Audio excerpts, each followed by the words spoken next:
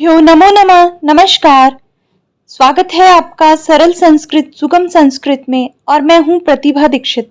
महाकवि भास ने 13 रूपक लिखे हैं। रूपककार के रूप में, नाट्यकार के रूप में महाकवि भास का नाम संस्कृत साहित्य में सुविख्यात है, प्रसिद्ध है।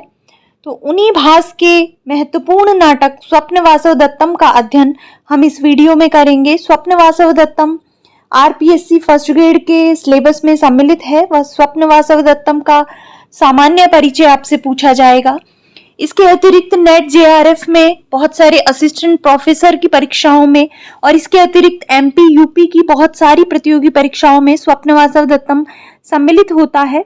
तो स्वप्न वासव दत्तम को एक वीडियो में पढ़ने का तात्पर्य ये है कि हम स्वप्न वासव दत्तम से संबंधित जितने भी परीक्षोपयोगी महत्वपूर्ण तथ्य हैं, जो बातें इसके विषय में पूछी जा सकती है, उन सभी का अध्ययन इस वीडियो में हम करेंगे। तो बात करते हैं भास के द्वारा जो कुल 13 रूपक लिखे गए हैं, उन 13 रूपकों में से 2 रूपक ऐसे हैं जो उदयन की कथा पर आश्रित हैं। भास के विषय में पूर्व में हम अध्ययन कर चुके हैं। आरपीएससी सेकंड ग्रेड की प्लेलिस्ट से आप भास के विषय में पढ़ सकते हैं। सेकंड ग्रेड के सिलेबस में भास को नाट्यकार के रूप में, रूपककार के रूप में रखा गया है। तो वहां पर हमने भास के विषय में विस्तृत अध्ययन किया है। अगर आप भास से संबंधित विस्तृत वीडियो देखना चाहते हैं तो सेकंड ग्रेड की प्लेलिस्ट से देख सकते हैं। वहां पर हमने बात की थी कि किस तरह से उसके 13 रूपक अलग अलग कथाओं को आश्रित करके लिखे गए हैं। उनमें से जो 2 रूपक हैं, प्रतिज्ञा योगंधरायण और स्वप्न वासव दत्तम, ये दोनों लोक कथा मूलक हैं, राजा उदयन की कथा पर आश्रित रूपक हैं। तो इन दोनों में से स्वप्न वासव दत्तम को प्रतिज्ञा योगंधरायण का उत्तरार्ध माना जाता है। इसी की प्रतिज्ञा योगंधरायण की कथा को ही आगे बढ़ाकर स्वप्न वासव दत्तम लिखा गया है, ऐसा माना जाता है। स्वप्न वासव दत्तम भास का सर्वश्रेष्ठ नाटक है और योगंधरायण का उत्तरार्ध है। स्वप्न वासव दत्तम को क्यों इनका श्रेष्ठ नाटक कहा जाता है, क्यों भास का सर्वश्रेष्ठ नाटक कहा जाता है, तो इसके विषय में विद्वत जगत में एक सूक्ति प्रसिद्ध है। राजशेखर ने अपनी काव्य मीमांसा में इसके विषय में एक पद्य लिखा है, स्वप्न वासव दत्तस्य दाहको अभूत न पावकः। ऐसा माना जाता है कि समीक्षकों के द्वारा, आलोचकों के द्वारा भास के रूपकों को कसौटी पर कसा गया। नाटक की रूपकों की श्रेणी में उनकी परख की गई तो सारे नाटक उसमें असफल हो गए। केवल स्वप्न वासव दत्तम जो था वो इसमें सफल रहा। अर्थात इनके सारे नाटकों में स्वप्न वासव दत्तम सर्वश्रेष्ठ नाटक है, सर्वश्रेष्ठ रूपक है। इसके विषय में ये जो महत्वपूर्ण पंक्ति है, इसको आप ध्यान रखिए। किसने ऐसा कहा है? राजशेखर ने कहा है काव्य मीमांसा के अंतर्गत। स्वप्न वासव दत्तम में त्रिकोणीय प्रेम के कथानक पर आधारित कथा लिखी गई है। त्रिकोणीय प्रेम किस किस के अंदर है, किस किस के अंतर्गत त्रिकोणीय प्रेम है? तो राजा उदयन, उनकी रानी वासवदत्ता और पद्मावती, इन तीनों के त्रिकोणीय प्रेम के कथानक पर आधारित स्वप्न वासव दत्तम है। ये किस श्रेणी का रूपक है? रूपकों की भी 10 श्रेणियां हैं, 10 प्रकार के रूपक होते हैं, 18 उपरूपक होते हैं। इसके विषय में हम पूर्व में बात कर चुके हैं। तो उन्हीं 10 के अंतर्गत ये जो स्वप्न वासव दत्तम है, ये नाटक श्रेणी का रूपक है। 6 अंकों का ये नाटक है। इसके नायक हैं उदयन और नायिका है वासवदत्ता। इसका प्रधान रस श्रृंगार रस है और इसमें वैदर्भी रीति का प्रयोग भास के द्वारा किया गया है। अब इसका नामकरण किस आधार पर रखा गया है, क्यों इसका नाम स्वप्न वासव दत्तम रखा गया है? तो इसके नामकरण का आधार इस नाटक के 5वें अंक में घटित स्वप्न दृश्य है। उसी स्वप्न दृश्य को आश्रय करके इसका नाम स्वप्न वासव दत्तम रखा गया है। स्वप्ने दृष्टा या वासवदत्ता इति स्वप्न वासवदत्ता ताम अधिकृत्य कृतम नाटकम स्वप्न वासवदत्तम। 5वें अंक में एक वर्णन आता है, एक घटना आती है जहां पर सोया हुआ उदयन जागी हुई वासवदत्ता से बात करता है। उदयन को लगता है कि वो स्वप्न में वासवदत्ता को देख रहा है, जबकि वास्तविक रूप से वहां वासवदत्ता उपस्थित है। तो उसी घटना के आधार पर, उस दृश्य की मार्मिकता के आधार पर, उसकी प्रधानता के आधार पर इस नाटक का नाम स्वप्न वासव दत्तम रखा गया है। अब इसका जो नायक है उदयन, वो किस श्रेणी का नायक है, कई बार इसके विषय में भी प्रश्न पूछे जाते हैं। नायकों के प्रकार से संबंधित बहुत बार साहित्य से प्रश्न देखने को मिलता है। तो उदयन जो है वो धीर ललित श्रेणी का नायक है। धीर ललित क्या होता है? निश्चिंतो धीर ललितः कलासक्तः सुखी मृदु। ऐसा नायक जो कला में आसक्त हो, सुखी हो और मृदु स्वभाव का हो, निश्चिंत हो, वो नायक धीर ललित होता है। तो इसी प्रकार के स्वभाव वाले उदयन हैं, तो इनको धीर ललित श्रेणी के अंतर्गत रखा गया है। नायिका की बात करें, किस प्रकार की नायिका वासवदत्ता है? तो स्वीय और ज्येष्ठा प्रकार की नायिका वासवदत्ता है। स्वीय का क्या तात्पर्य है? साहित्य दर्पण में नायक नायिकाओं के प्रकार के विषय में बताया गया है। इसके विषय में भी हम पूर्व में पढ़ चुके हैं। नायक नायिकाओं के प्रकार से संबंधित वीडियो आप काव्य शास्त्र की प्लेलिस्ट से देख सकते हैं। तो साहित्य दर्पण में कविराज विश्वनाथ स्वीय नायिका की परिभाषा देते हैं, उसके विषय में बताते हैं कैसी होती है स्वीय नायिका। विनया जवादि युक्ता गृह कार्य परायणा पतिव्रता स्वीया। ऐसी नायिका जो गृह कार्य में कुशल होती है, पतिव्रता होती है, विनय से युक्त होती है, जवादी से युक्त होती है, ऐसी नायिका स्वीय होती है। तो उसी प्रकार की नायिका वासवदत्ता है। विदूषक के संबंध में बहुत बार प्रश्न पूछे जाते हैं। देखिए यहाँ पर जब कभी भी मैं आपको साहित्य से संबंधित कोई ग्रंथ पढ़ाती हूँ तो वहां पर मैं आपको बार बार ये बताती हूँ कि ये प्रश्न पूछा जा सकता है, ये पूछा जा सकता है, क्योंकि पिछले वर्षों में जो पैटर्न रहा है, जिस तरीके के प्रश्न पूछे जाते हैं, तो उन तथ्यों पर मेरा ज्यादा जोर रहता है। तो जब भी मैं आपको बोलूं कि ये प्रश्न पूछा जा सकता है, आप उस तथ्य को विशेषतः याद रखिए, क्योंकि उनसे संबंधित प्रश्न लगातार रिपीट होते रहते हैं, बार बार परीक्षाओं में पूछे जाते हैं। तो विदूषक के नाम से संबंधित प्रश्न भी साहित्य से पूछे जाते हैं। जो भी साहित्य से संबंधित पुस्तकें आपके पाठ्यक्रम में हैं, उनमें विदूषक कौन है, क्या उनके नाम है, इससे संबंधित बातें आपको हमेशा याद रखनी चाहिए, क्योंकि विदूषक के नाम से संबंधित प्रश्न पूछा जाता है। तो स्वप्न वासवदत्तम में जो विदूषक है, जो राजा का मित्र भी है, उसका नाम है वसंतक। तो यहाँ पर नाटक में मनोरंजनात्मकता को बनाए रखने के लिए, हास्य को बनाए रखने के लिए विदूषक का प्रयोग किया जाता है, और यहाँ पर जो विदूषक है उसका नाम है वसंतक। तो आपको ये याद रखना है। इसके प्रमुख पात्र कौन कौन है? तो थोड़ी सी कथा से तो आप इसके परिचित भी होंगे। मैं यहाँ पर एक बार मुख्य रूप से आपको थोड़ी सी कथा समझा देती हूँ, जो योगेंद्रायण में इसकी पृष्ठभूमि है उस पर प्रकाश डाल देती हूँ। महाराजा उदयन है, जो कि वत्स देश के राजा हैं। ये उज्जैनी की राजकुमारी वासवदत्ता को भगा कर ले आते हैं और उसके साथ विवाह कर लेते हैं, और उसके प्रेम में इतने आसक्त हो जाते हैं, इतने डूब जाते हैं वासवदत्ता में, कि अपने राजकाज की तरफ बिल्कुल भी ध्यान नहीं देते।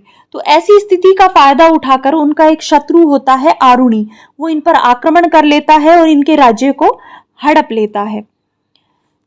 तो ऐसी स्थिति आ जाने पर वहां पर उदयन का एक प्रधान अमात्य होता है, प्रधानमंत्री, जिसका की नाम है योगेंद्रायण, और इसके अतिरिक्त एक और मुख्यमंत्री है इनके राज में, वो है रुम्णवान। इसके अतिरिक्त और भी मंत्रियों की सहायता से ये दोनों एक योजना बनाते हैं उदयन को वासवदत्ता के प्रेम से निकालने के लिए, कि क्या ऐसी योजना बनाई जाए जिससे उदयन वासवदत्ता से हटकर अपने राजकार्य पर भी ध्यान लगाएं। तो उसके लिए एक योजना बनाते हैं, और योजना ये है कि इनको आरुणि से अपना राज्य वापस प्राप्त करने के लिए मगध राज दर्शक की मदद चाहिए। मगध देश के राजा दर्शक की मदद ये चाहते हैं, और वो मदद प्राप्त करने का एक तरीका है कि ये जो उदयन है ये इन दर्शक की बहन पद्मावती के साथ विवाह कर ले। तो इस प्रकार से वैवाहिक गठबंधन करके ये इनसे राजनीतिक सहायता प्राप्त करना चाहते हैं। कौन? योगेंद्रायण और रुम्णवान। लेकिन उदयन वासवदत्ता में डूबे हुए हैं, तो निश्चित रूप से वो सामान्य तरीके से नॉर्मली रानी पद्मावती से विवाह करने के लिए तैयार नहीं होंगे। तो इसीलिए ये मंत्री एक योजना बनाते हैं। जब यहाँ से ये राज्य से निकले हुए हैं, तो उदयन वासवदत्ता सहित सभी लोग मगध की सीमा के पास एक प्रदेश होता है, लावाणक प्रदेश, वहां पर निवास कर रहे होते हैं। तो ये प्लान बनाते हैं कि उस लावाणक में आग लग गई है, इस प्रकार की सूचना अफवाह ये फैला देते हैं और उस आग में योगेंद्रायण और वासवदत्ता दोनों जलकर मर गए हैं, ऐसा झूठा प्रचार ये करवा देते हैं। तो उदयन को लगता है कि वासवदत्ता मर चुकी है। इधर योगेंद्रायण वासवदत्ता को लेकर निकल जाते हैं और उसको नया नाम दे देते हैं अवंतिका।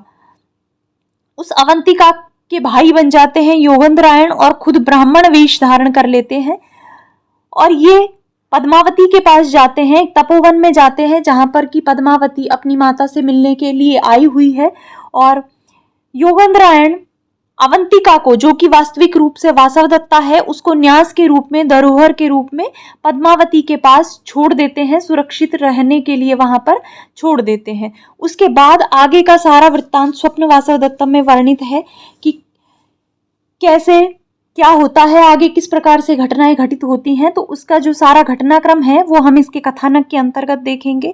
इसका कथानक क्या है, तो यहाँ पर मैंने संक्षिप्त रूप से आपके लिए अंकशः कथानक को प्रस्तुत किया है। एक एक अंक के अनुसार कथाएं रखी हैं जिससे कि आप क्रम से याद रख पाएं और अगर कोई छोटी मोटी चीजें हों इसके अंदर से अगर प्रश्न पूछा जाए तो आप उनके उत्तर दे पाएं। तो हम अंकशः यहाँ पर इसका कथानक देखेंगे। इसका प्रथम अंक जो है वो मगध की राजधानी के पास का तपोवन जो लावाणक के पास है, वहां पर ये दृश्य घटित होता है। एक तपोवन है जो कि लावाणक के पास है और मगध के पास भी है, तो वहां पर ये सारा घटनाक्रम होता है। क्या घटना होती है वहां पर, योगेंद्रायण ब्राह्मण के वेश में एवं वासवदत्ता अवंतिका के वेश में। तो आपको ये जो महत्वपूर्ण बातें मैं अंडरलाइन करती जाऊंगी, आपको इनको ध्यान रखना है। इस तरीके का प्रश्न पूछा जा सकता है कि वासवदत्ता किस नाम से छद्म वेश में पद्मावती के पास रह रही थी, अवंतिका के नाम से। योगेंद्रायण ने किसका वेश धारण किया, ब्राह्मण का वेश। तो यहाँ पर जो भी मैंने घटनाएं लिखी हैं आपको उनको बहुत ही बारीकी से और ध्यान से देखना है, क्योंकि इनमें से प्रश्न पूछे जाने की पूरी संभावना है। तो क्या होता है प्रथम अंक में, तपोवन में ब्राह्मण के वेश में योगेंद्रायण और अवंतिका के वेश में वासवदत्ता आते हैं। तभी वहां तपोवन में निवास करने वाली अपनी माता के दर्शनार्थ आई हुई पद्मावती के विषय में पता चलता है कि पद्मावती भी उसी तपोवन में आई हुई है अपनी माता के दर्शन के लिए। योगेंद्रायण भर्तृ प्रोषिता अपनी बहिन वासवदत्ता को न्यास के रूप में पद्मावती के पास रख देता है। भर्तृ प्रोषिता क्या है, ऐसी स्त्री जिसका पति विदेश गया हुआ है वो कहलाती है भर्तृ प्रोषिता। तो योगेंद्रायण पद्मावती के पास अपनी बहन को सुरक्षित रख देता है और ये बताता है कि इसका पति अभी विदेश गया हुआ है, तो जब तक वो लौट कर आए आप न्यास के रूप में, धरोहर के रूप में इसको अपने पास रख लीजिए।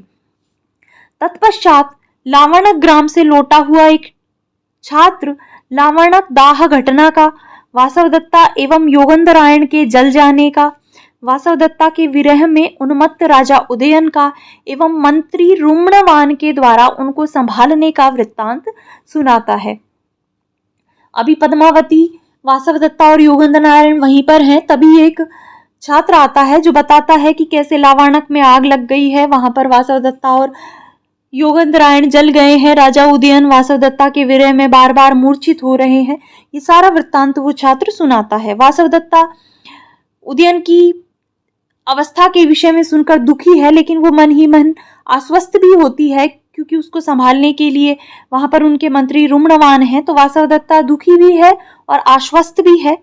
उधर दूसरी तरफ पद्मावती जब उदयन का वासवदत्ता के प्रति प्रेम सुनती है तो वो राजा के प्रति आसक्त हो जाती है। पद्मावती के हृदय में राजा के प्रति प्रेम का अंकुर प्रथम अंक में ही उत्पन्न हो जाता है। प्रथम अंक यहाँ पर समाप्त होता है। दूसरा अंक जो है वो मगध राज दर्शक के प्रासाद का उपवन है। मगध राज दर्शक कौन है, पद्मावती के भाई। तो उनके महल के उपवन में ये सारा दृश्य घटित होता है। अब चूंकि वासवदत्ता पद्मावती के पास न्यास के रूप में है, वो उसके साथ रहती है, तो पद्मावती एवं वासवदत्ता का सौख्य भाव, वो दोनों वहां पर कंदुक खेल रही हैं, उपवन में मजे कर रही हैं, ये सारा वृत्तांत होता है। तत्पश्चात अवंतिका द्वारा, अवंतिका कौन है, वासवदत्ता ही है, इनके द्वारा महासेन की बहू कहे जाने पर पद्मावती का उदयन पर अनुरक्त होने के रहस्य का दासी द्वारा उद्घाटन होता है।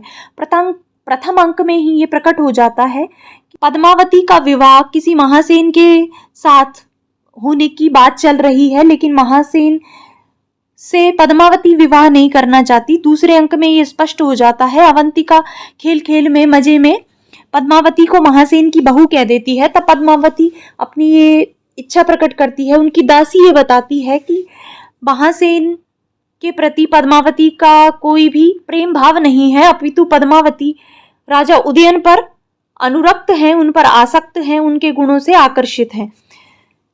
तो ये बात वासवदत्ता को पता चल जाती है।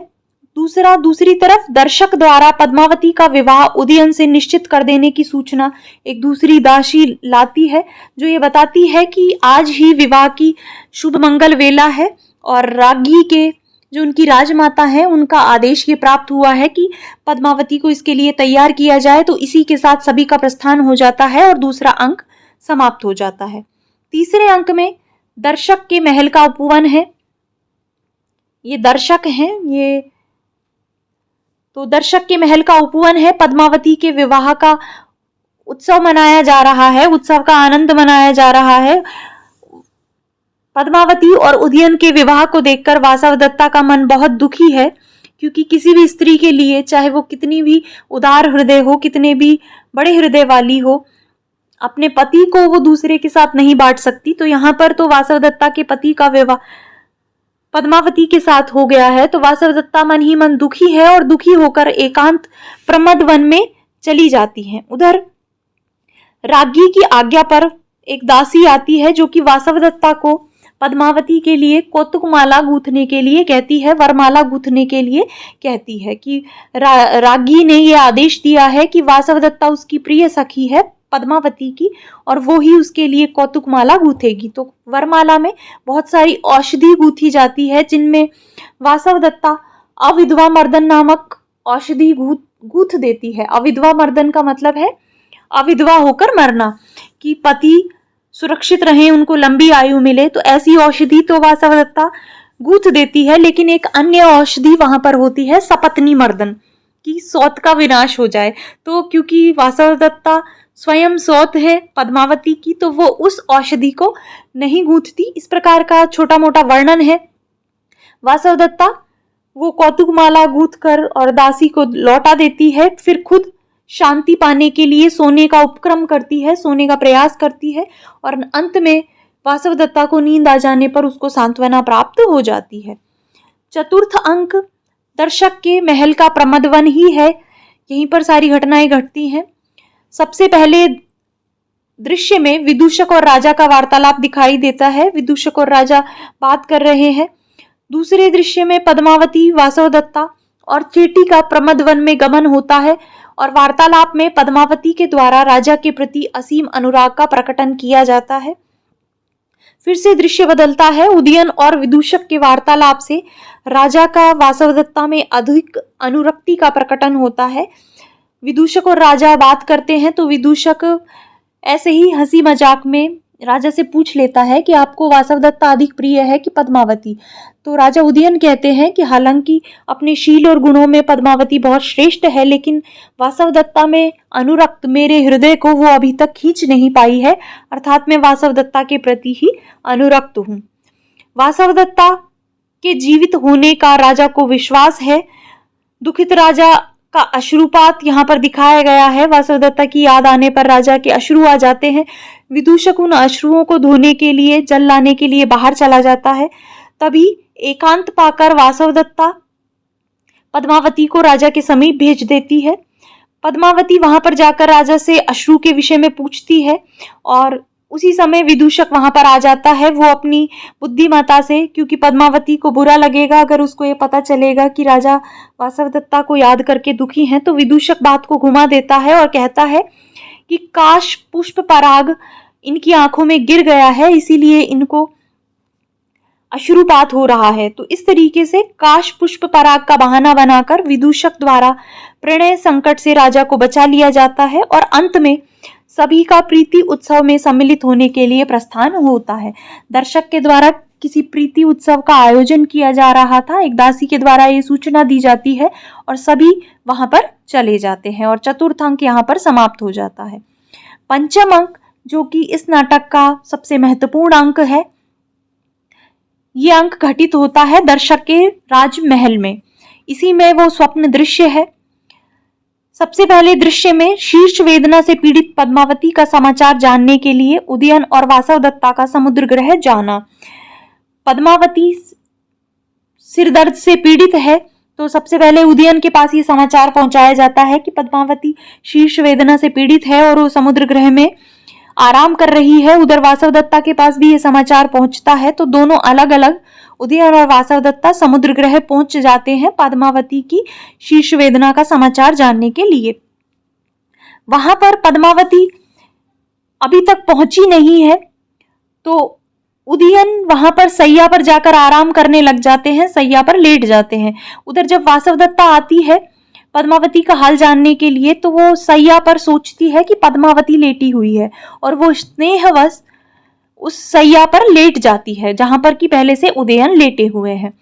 तो उदयन वासवदत्ता का स्पर्श पाकर प्रेम विभोर से हो जाते हैं और नींद ही नींद में जैसे ही वासवदत्ता को भी पता चलता है कि पद्मावती नहीं उदयन है, तो वो उठकर वहां से जाना चाहती है और स्वप्न में होते हैं उदयन, लेकिन वो जाती हुई वासवदत्ता का हाथ पकड़ लेते हैं और उससे कुछ प्रणय प्रश्न पूछते हैं। वासवदत्ता उन प्रश्नों का उत्तर देती है। वासवदत्ता के हाथ के स्पर्श से उदयन जाग जाते हैं, लेकिन वासवदत्ता वहां से चुपचाप छुपकर निकल जाती है।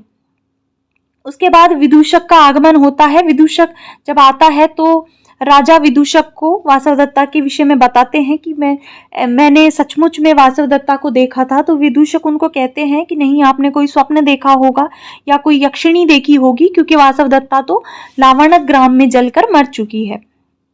और विदूषक इसे केवल एक स्वप्न बताते हैं। तभी अंत में एक प्रतिहारी वहां पर आता है जो आरुणी से युद्ध के लिए सेना सहित मंत्री रुम्णवान के आगमन का समाचार देता है कि मंत्री रुम्णवान आरुणी से युद्ध करने के लिए सेना के सहित आ चुके हैं। तो ये सुनकर राजा युद्ध के लिए उद्यत हो जाते हैं और उनका बाहर प्रस्थान हो जाता है।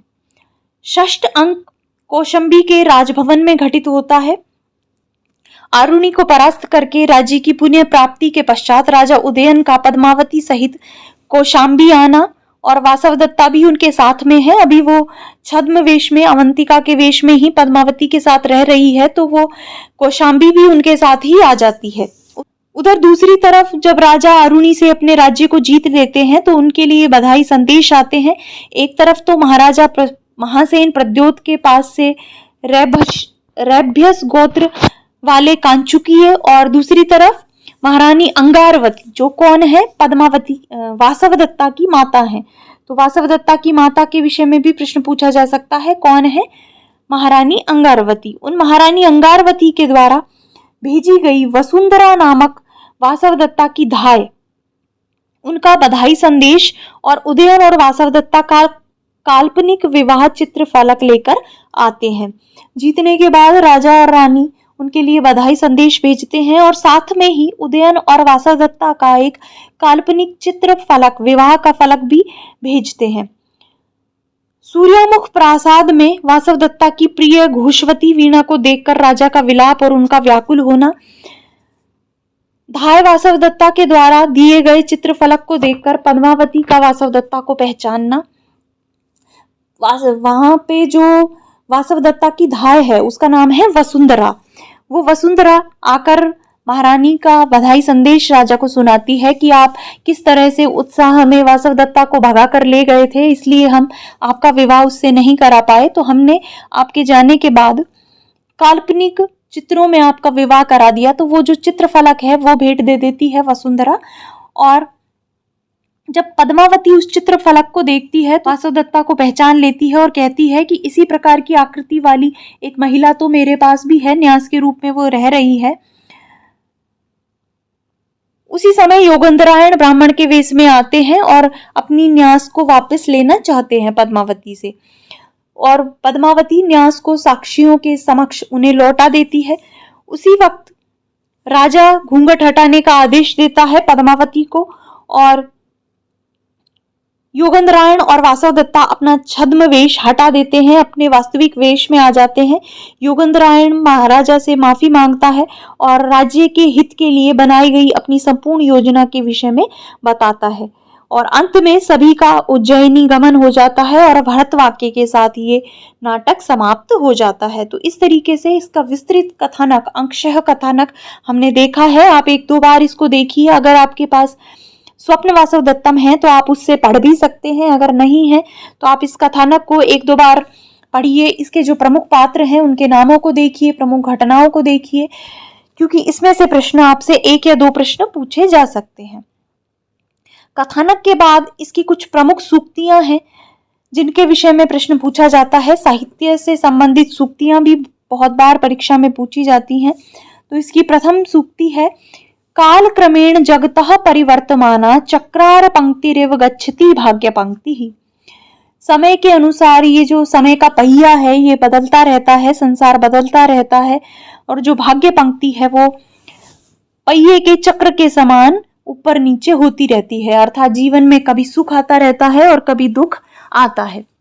दूसरी जो इसकी महत्वपूर्ण सूक्ति है, ये तो निश्चित रूप से आपको पता ही होगा, दुखम न्यासस्य रक्षणम। न्यास की रक्षा करना, धरोहर की रक्षा करना वास्तविक रूप से दुखकारी होता है। तीसरी सूक्ति है, तस्मिन् सर्वम अधीनम ही यत्र अधीनो नराधिपः। जिसके अधीन नराधिप होता है, राजा होता है, वस्तुतः तस्मिन् सर्वम अधीनम, सब कुछ उसके ही अधीन होता है। राजा जिसकी बात सुनते हैं, राज दरबार में जिस मंत्री के बारे में, जिस मंत्री की मंत्रणाएं राजा सुनते हैं, अर्थात राजा जिसके अधीन होता है, सब कुछ उसके अधीन ही होता है। चौथा है, प्रायेण ही नरेंद्र श्री सो उत्साहेव भुज्यते है, कि प्रायः नरेंद्र श्री, राज्य लक्ष्मी का प्रयोग उत्साह के द्वारा ही किया जाता है। राज्य लक्ष्मी उत्साह के द्वारा ही भोगी जाती है। ऐसे राजा लोग जो उत्साह से भरे हुए हैं वो ही राज्य लक्ष्मी का भोग करते हैं। पांचवा है, अकरुणः खलु ईश्वरः। निश्चित रूप से ईश्वर अकरुण है, प्रेमियों के विषय में दयालु नहीं है। इस तरह की सूक्ति भी इसके अंतर्गत कही गई है। छठी सूक्ति है, कर्तारः सुलभा लोके विज्ञातारस्तु दुर्लभः। इस संसार में करने वाले तो सुलभ हैं लेकिन जानने वाले दुर्लभ हैं। सातवीं पंक्ति है, अनतिक्रमणीयो ही विधि। विधि या भाग्य अनतिक्रमणीय होता है, उसका अतिक्रमण नहीं किया जा सकता। जो हमारे भाग्य में है, जो हमारी विधि में लिखा हुआ है, उसका अतिक्रमण नहीं किया जा सकता। आठवां है, साक्ष्यम न्यासो निर्यातितव्यः। न्यास को, धरोहर को साक्षी के सामने लौटाना चाहिए। तो ये आपके सामान्य जीवन के लिए भी एक महत्वपूर्ण बात हो सकती है। अगर आपने किसी से न्यास ली है या न्यास किसी के पास रखी है तो उसको साक्षियों के समक्ष ही लौटाना चाहिए। नवा है, कह कम शक्तो रक्षितुम मृत्यु काले रज्जुच्छेदे के घटम धारयन्ति। मृत्यु काल में कौन किसकी रक्षा करने में समर्थ हो सकता है? मृत्यु काल आने पर कौन किसको बचा सकता है? क्योंकि रज्जु छेदे, रस्सी के टूट जाने पर, के घटम धारयन्ति, कौन घट को धारण कर सकता है, कौन घट को बचा सकता है। जब कभी हम कुएं से, घट से जल निकाल रहे हों रस्सी बांधकर, और अगर वो रस्सी टूट जाए तो घड़ा निश्चित रूप से कुएं में गिरेगा, कोई उसको बचा नहीं सकता। इसी प्रकार मृत्यु काल आ जाने पर कौन किसकी रक्षा कर सकता है, अर्थात मृत्यु काल आ जाने पर रक्षा करने में कोई भी सक्षम नहीं है, रक्षा नहीं की जा सकती। और 10वीं और अंतिम सूक्ति है, परस्पर गता लोके दृश्यते रूप तुल्यता। इस संसार में रूप तुल्यता देखी जाती है, समान रूप वाले दो लोग प्रायः देखे जाते हैं। तो ये तो भास ने बहुत समय पहले ही कह दिया था कि इस संसार में परस्पर रूप तुल्यता देखी जाती है, एक जैसे लोग देखे जाते हैं। तो कम से कम आप इन 10 सूक्तियों को तो अच्छे से याद रखिए, क्योंकि इनमें से कोई ना कोई आपको, जैसे ये नरेंद्र श्री है, बहुत बार पूछी जाती है, ये वाली पूछी जाती है। ये 10 तो वेरी मोस्ट हैं, आप इनको अच्छे से याद रखिए। इसके अतिरिक्त अगर आप और भी याद रख पाते हैं स्वप्न वासवदत्तम से संबंधित तो बहुत ही अच्छा है। तो इस तरीके से हमने सभी महत्वपूर्ण सूक्तियों का, इसके कथानक का, महत्वपूर्ण घटनाओं का, महत्वपूर्ण पात्रों का अध्ययन इस वीडियो में कर लिया है। आशा है आपको ये समझ आया होगा और परीक्षा के लिए भी ये आपके लिए उपयोगी होगा। तो इस वीडियो को यहीं पे समाप्त करते हैं। अगर आपको ये पसंद आया है तो आप इसे लाइक कर दें, अपने मित्रों के साथ भी इसे अधिक से अधिक शेयर करें और अगर अभी तक आपने चैनल को सब्सक्राइब नहीं किया है तो चैनल को भी सब्सक्राइब कर लें और बेल आइकन को भी प्रेस कर दें, जिससे आगे आने वाले वीडियोस की नोटिफिकेशंस आपको मिल सकें। तो मिलते हैं नेक्स्ट वीडियो में। धन्यवाद।